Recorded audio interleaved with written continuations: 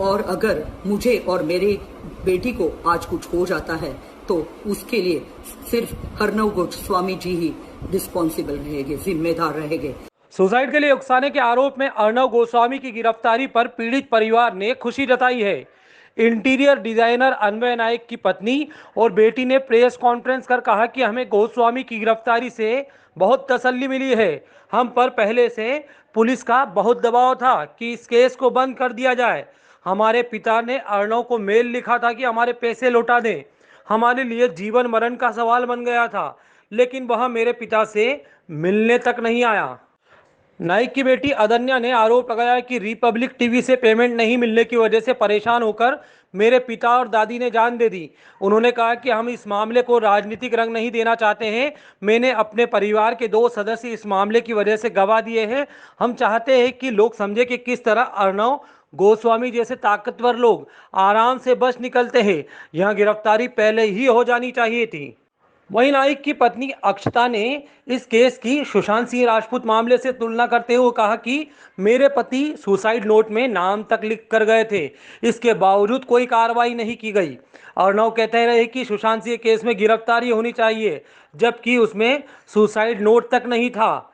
इधर गिरफ्तारी के बाद से ही मृतक आर्किटेक्ट और इंटीरियर डिजाइनर अन्वय नायक की पत्नी का एक वीडियो जमकर वायरल हो रहा है। इस वीडियो में वो कह रही है कि सुशांत सिंह राजपूत ने खुदकुशी की, यहाँ बुरा हुआ।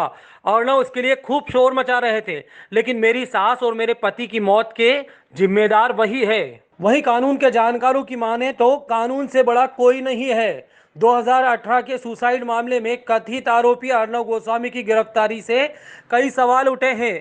कानून के जानकारों का यह भी कहना है कि इस मामले में राजनीति ठीक नहीं है, क्योंकि कानून सबके लिए समान और बराबर है।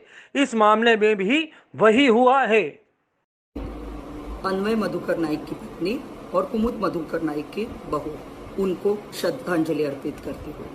आज 5 मई का दिन मेरे जीवन में बहुत महत्वपूर्ण लगता है। 2 साल पहले यही दिन मेरे सास और मेरे पति ने अलीबाग के फार्म हाउस पे आत्महत्या की।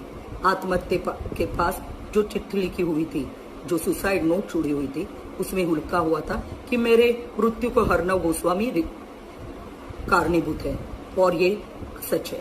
अर्नव गोस्वामी का जो रिपब्लिक टीवी बना हुआ है वो मेरी पति की लास्ट आखिरी निर्मित थी। वहां 100 से भी ज्यादा लोग दिन रात मेहनत कर रहे थे, और रिपब्लिक टीवी वो स्टूडियो बनने के बाद लगातार 1 बरस तक मेरे पति, मैं खुद भी और मेरी कॉन्कॉर्ड डिजाइन्स की टीम उनसे पैसे के लिए भीख मांगते रहे। वक्त पे पैसा न देने की वजह से मेरे पति और मेरे सास को जान गंवानी पड़े। मैं आज सुरेश वराड़े जी और अनिल पारस्कर जी ने, जिन्होंने लाख मिनती करने के बाद जो मेरी एफआईआर लॉन्च करवाई, उसका क्या हुआ 2 साल बाद, मैं पूछना चाहती हूँ। मुझे इसका जवाब चाहिए। मैं जो भारतवासियों को और सारे दुनिया भर के लोगों को एक इंसानियत के नाते रिक्वेस्ट करना चाहती हूँ, विनंती करना चाहती हूँ कि मेरे और मेरे बेटी के साथ खड़े रहे, हमें न्याय मिलने में मदद करिए। और अगर मुझे और मेरी बेटी को आज कुछ हो जाता है तो उसके लिए सिर्फ अर्नव गोस्वामी जी ही रिस्पॉन्सिबल रहेंगे, जिम्मेदार रहेंगे। मैं अर्नव जी से पूछना चाहती हूँ और सारे लोगों से पूछना चाहती हूँ, सुरेश वराड़े जी, अनिल पारस्कर जी से भी पूछना चाहती हूँ कि यही घटना अगर आपके घर में घटी हुई होती तो ये एफआईआर ऐसे ही कचरे के डिब्बे में जाती थी क्या? मैं माननीय मंत्री महोदय और प्राइम मिनिस्टर जी से और मुख्यमंत्री जी से प्रार्थना करती हूँ कि मुझे मेरे केस में न्याय दिलवाइए, हमारे साथ खड़े रहिए।